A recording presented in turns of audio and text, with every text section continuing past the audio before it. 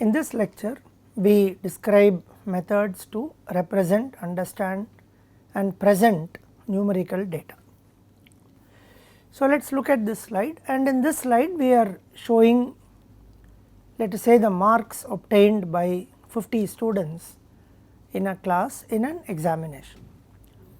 When we classified data, we first classified them as categorical and numerical, and then we categorized them into 4, where we had the nominal and ordinal as categorical data and interval and ratio as numerical data.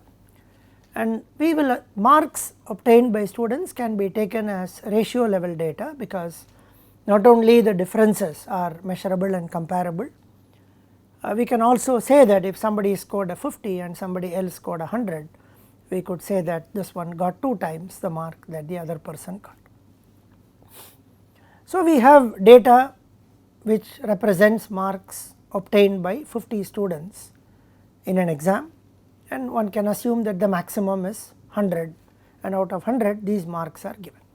So, first one way of representing is to, there are 50 pieces of data, therefore, we can represent this data in form of interval and the corresponding frequency. So, if we assume that this data are marks between say 0 and 100, now we could divide that range of 100 to 10 intervals, 0 to 10, 10 to 20, 20 to 30 and so on, as shown here, and then the frequency is the number of instances where the mark fits into this particular interval or range. So, there is nobody who has got marks between 0 and 10 and so on. So, between 30 and 40 we have 2 people getting marks between 30 and 40 and so on. So, the frequency would add up to 50, which you can observe. So, one way to represent this type of data is to put it into a table like this, where we have intervals and then we have corresponding frequency for each of these intervals.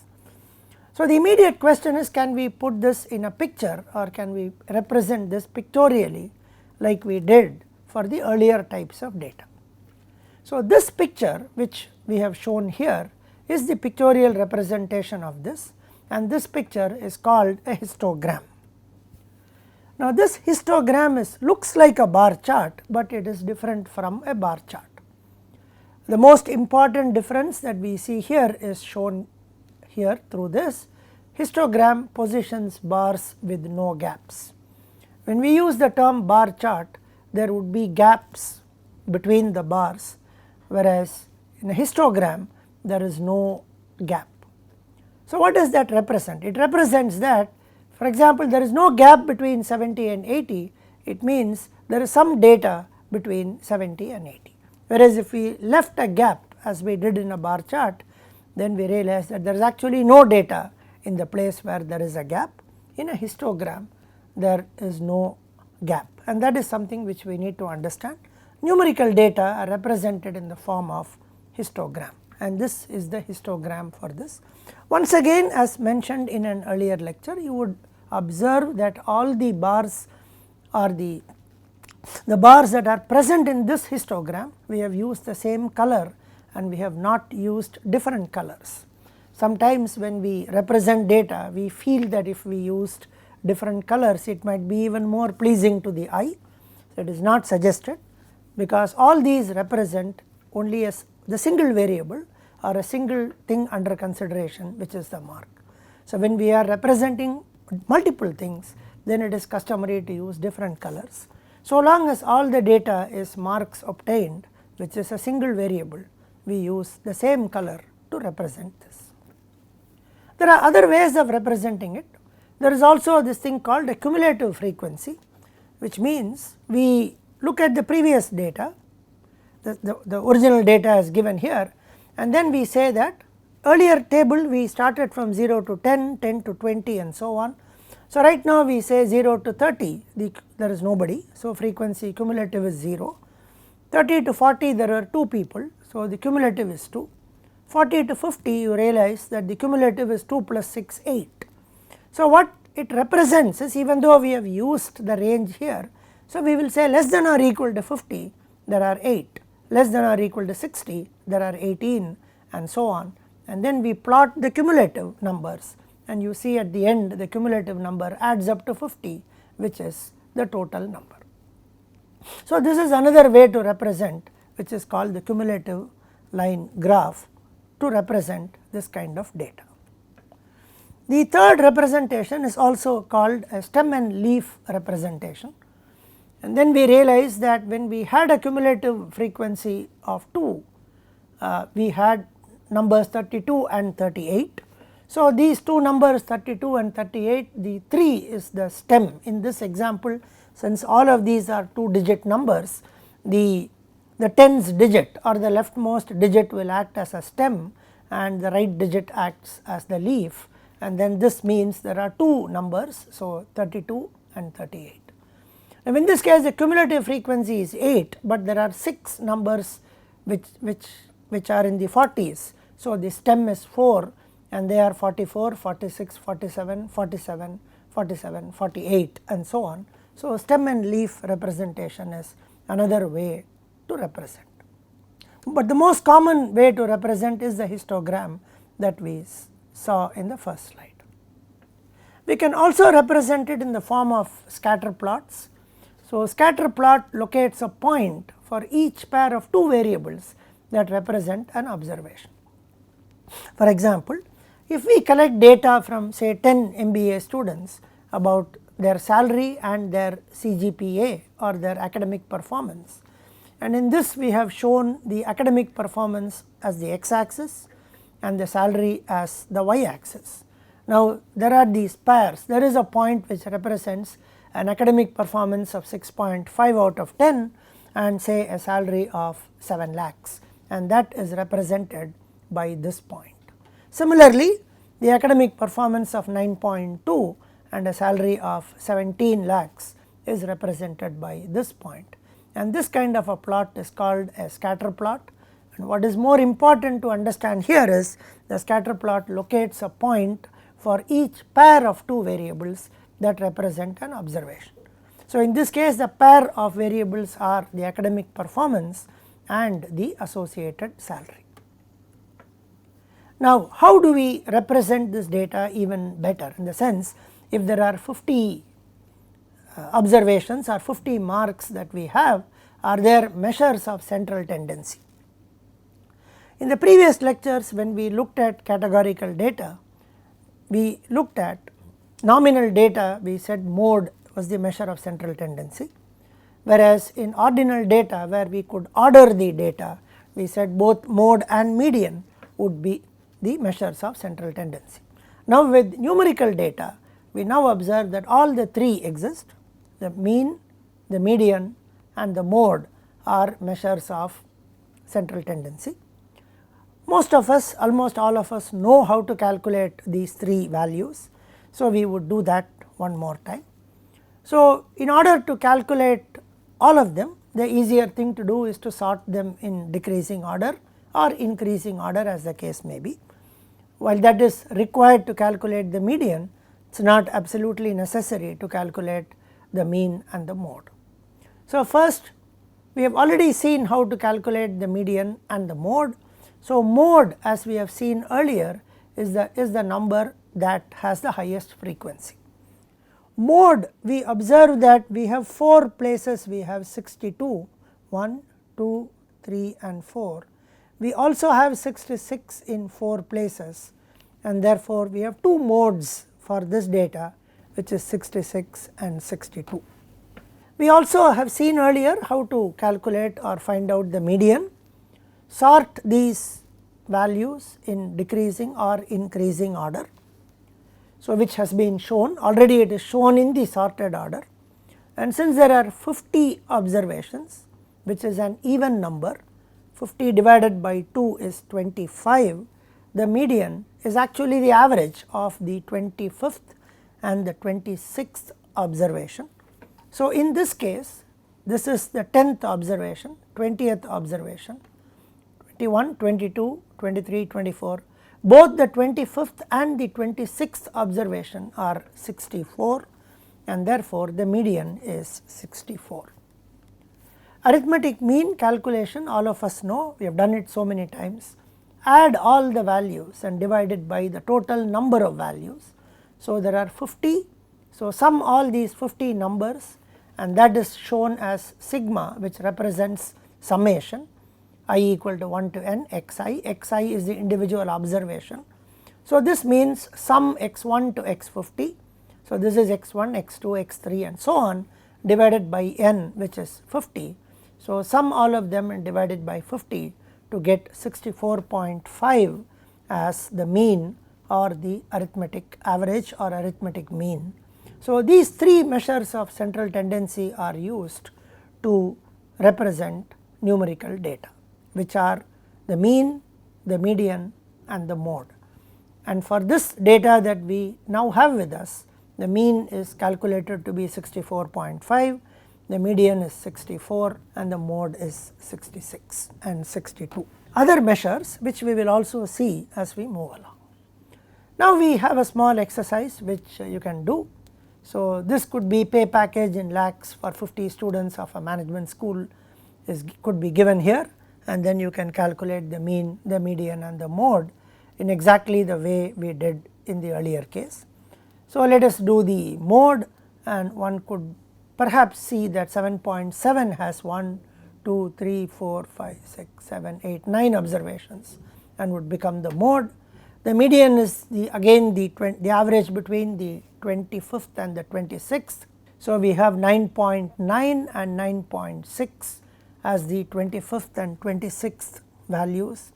Therefore, the median is the average of these two, which will become 9.75. The arithmetic mean can be calculated by adding all these and dividing it by 50. Sometimes we represent these data also in the form of a curve or a distribution, and from the shape of these distributions we also draw some conclusions. We will see about this as we move along. Now, this is called a symmetric distribution, and in a symmetric distribution the mean, median and the mode are all in the middle. Now, these are examples of skewed distribution or skewed distributions. So, this is called a right skewed. So, the skew is only the longer part comes to the right. So, it is called a right skewed, and here this is left skewed, and it is customary that this is how the mode, median and mean are when the distribution is skewed. So, when the distribution is positive skewed or right skewed, you realize the mean is higher and then the median and then the mode, whereas if it is left skewed, the mode is higher and then the median and then the mean. We will see some of these as we move along. We now study measures of variation or dispersion of data. We will study range, interquartile range, variance, standard deviation and coefficient of variation. We use the same example, which is marks obtained by 50 students, as the data using which we will learn these concepts. We will also learn what is called a 5-number summary of data. Now, we have shown the marks data sorted in descending order or decreasing order in this table. We would also be using the same data sorted in the increasing or ascending order, which we will show in subsequent slides. So, we first look at median and interquartile range again. We have already seen that the median is the middle value. Now, to explain, the basic data is shown in the left hand side here, total marks of 50 students in a course. Now, to do this analysis, to find the median or to do the simple computation to find the median, we first sort the data in ascending order or increasing order or non-decreasing order, and then the sorted ascending order is shown here. We have already seen that the mode is that value which repeats maximum number of times, and from this data we observe that both 62 marks and 66 marks appear 4 times, and therefore both qualify to be the mode. So, this is called bimodal data where there are two modes. We have seen that the median is the middle value after the data is sorted in ascending order. Now, we have even number n equal to 50. So, the middle value is 25, but since we have 50 data points which is an even number, the middle value being 25, the median is the average of the 25th and the 26th value, and we observe in the sorted order that both the 25th and the 26th value are the same, which is 64, and therefore, the median, which is the average of these two, is also 64. Now, we define median not only as the middle value of the sorted increasing sorted order, the median can also be seen as the 50th percentile of the data, and the median is seen as the second quartile of the data. So, this leads us to understanding what is percentile, what is quartile, how many quartiles are there, and so on, and we do that first, and then we also try using that we find out what is called the interquartile range of the data. Range of the data per se, range is the difference between the maximum and the minimum value. So, since we have sorted this in increasing order, the minimum value comes first, which is 32, the maximum value is 94, and the range is the difference between the maximum and the minimum value, which is 94 minus 32, which is 66. Now, we go on to explain what is percentile and what is quartile. Percentile is the value below which a given percentage of observations in a group of observations fall. So, pth percentile of the data is the smallest value in the list in ascending order, such that no more than p% of the data points is strictly less than the value, and at least p% is less than or equal to that value. So, let me repeat, no more than p% of the data points is strictly less than the value, and at least p% is less than or equal to that value. So, how do we calculate the percentiles, and how do we relate the percentile to the median, or how do we relate the median to a percentile? To do that, first find p into n divided by 100. There are many methods available, there is more than one method available to calculate percentiles. We have to use one of them consistently, and we are following one of them consistently. So, the method is to find p into n by 100, and if it is a fraction, rank of that position of the percentile is the upper integer value of n, where n is the calculated value of p into capital N by 100, small n is the rank from which we get the rank. So, small n is equal to p into capital N by 100. If small n is a fraction, then the rank is equal to the upper integer value of small n. If small n is an integer, then the value is the average of the n and n plus 1 values. We will show that using examples. So, we can find out the 50th percentile, we can find out the 80th percentile, we can find out the 40th percentile, and so on. So, in our earlier example, capital N is equal to 50, and if we wish to find the 50th percentile, so p is also equal to 50, 50th percentile of 50 data points. So, p into n by 100 is 50 into 50 by 100, which is 25. Now, the rank therefore is the computed value is 25. So, the 50th percentile value will be the average of the 25th and the 26th value, because we have said if it is an integer, then take the average of the n and n plus 1 values. If we want to find the 25th percentile of the data that we have, then the calculated value is 25 into 50 by 100. Capital N is always 50 because there are 50 data points. If we wish to find the 25th percentile, p is equal to 25. So, Pn by 100 will become 12.5, which is a fraction, and we take the upper integer value, therefore, we will take the 13th value. We will show this as we move along. So, any percentile we can calculate from 1 to 100. The 100th percentile of course will be the largest of the points. Now, several percentiles are possible, whereas we define only 4 quartiles. First quartile is the 25th percentile, the second quartile is the 50th percentile, the third quartile is the 75th percentile, and the fourth quartile, which is the last point, is the 100th percentile. So, this is the definition of percentiles and quartiles. We now go on to show the computation using the example that we have. Now, this is the example in the sorted order. So, minimum is 32, 25th percentile we already explained that we now find 25 into 50 by 100. The 25 comes from p equal to 25th percentile, capital N is equal to 50 because we have 50 data points.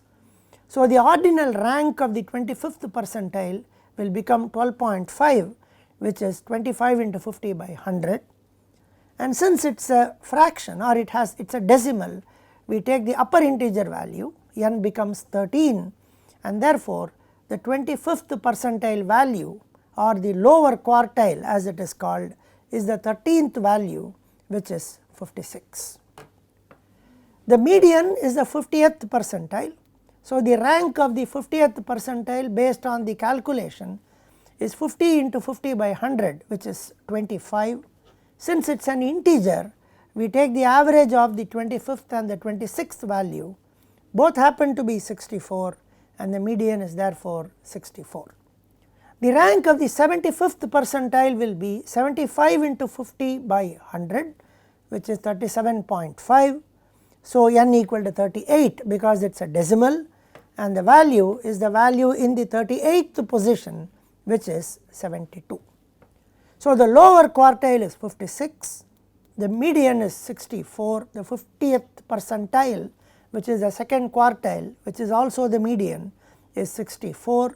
The third quartile or the upper quartile or 75th percentile is 72 for this data, and the interquartile range is the difference between the third quartile and the first quartile, 72 minus 56, which is 16.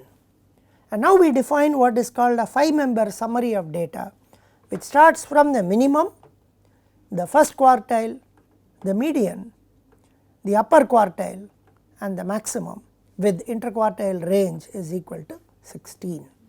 So, we now do an exercise where we compute the 5-number summary of the data, the IQR and the range. Pay package in lakhs for 50 students is given below. Now, when we compute the 5-number summary of data, we should sort the given data in the ascending order. Now, the data is given in the descending order, and therefore, we approach it from this side, which is the ascending order. We could alternately sort it in ascending order and start doing as we did in the earlier example. Now, from this we observe that the minimum is 6, which is now the last number. The lower quartile we already saw from the earlier example that n is equal to 13, because 25th percentile will give us 12.5, the upper integer value is 13.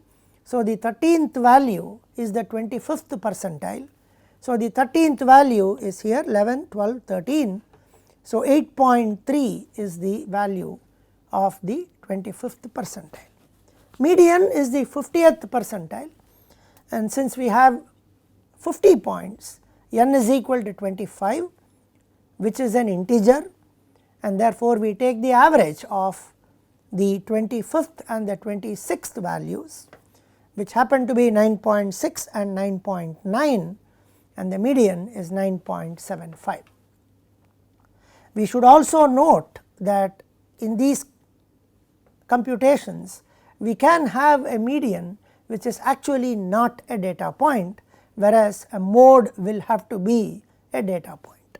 The 75th percentile, we have already done the calculation, 37.5, 75 into 50 by 100, 50 data points, 75th percentile, the calculation gives us 37.5, which is a fraction, and therefore we take the 38th value. The 38th value is here, which is 10.6.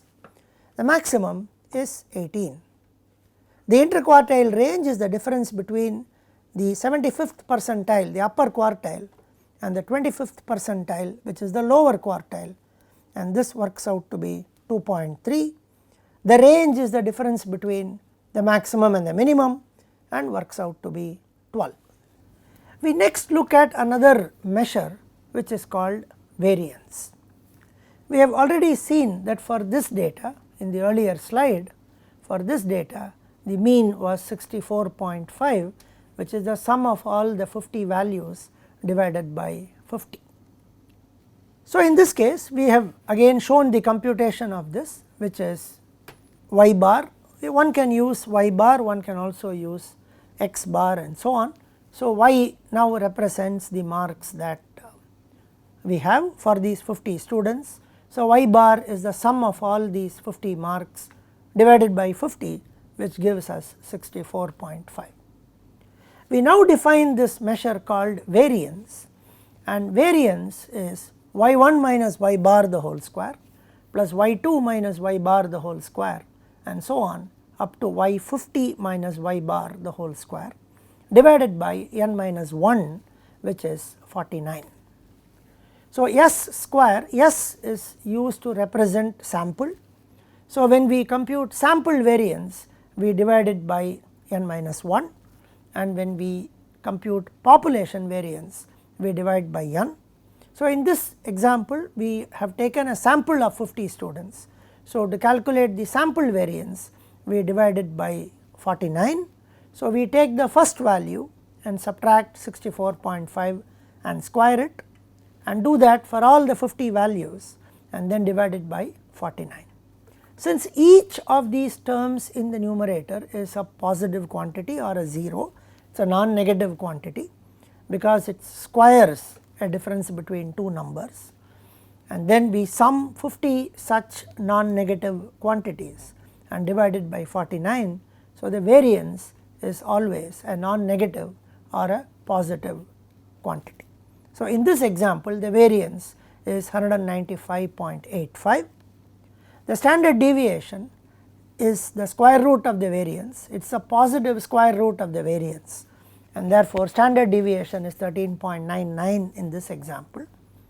And we have also listed another term called coefficient of variation, which is sigma by y bar 13.99 divided by 64.5, which is 0.217. So, we have introduced several measures of spread or dispersion of data. In the previous slides we saw the interquartile range, and in this slide we saw measures such as variance, standard deviation and coefficient of variation. Now, variance is a quadratic kind of a measure because we take the deviation and square it, whereas in the earlier when we did the quartiles we did not square it, we only looked at the differences. Now, variance is a square measure, standard deviation is a square root of that, and coefficient of variation also depends on the mean and the standard deviation. So, these three are interrelated, and we will now also see some situations in which we use these and try to understand where each one is actually applicable. Now, let us look at some data and also try to show the computation of the variance and the standard deviation. So, let us assume the 6 months earnings of a businessman is given by 5.4, 7.3 etc. You can assume that these earnings are in lakhs and find out the mean and the variance. So, reasonably straightforward computation. So, the mean is the sum of these 6 earnings, which comes to 42.9 divided by 6, which is 7.15. Find out the variance. Now 5.4 minus 7.15, 7.3 minus 7.15, 10.9 minus 7.15. So, these are the deviations, these are the squared deviations, and this is the sum of the squared deviation, again divided by n minus 1 to get variance of 11.363. When we did the just to understand the unit of variance.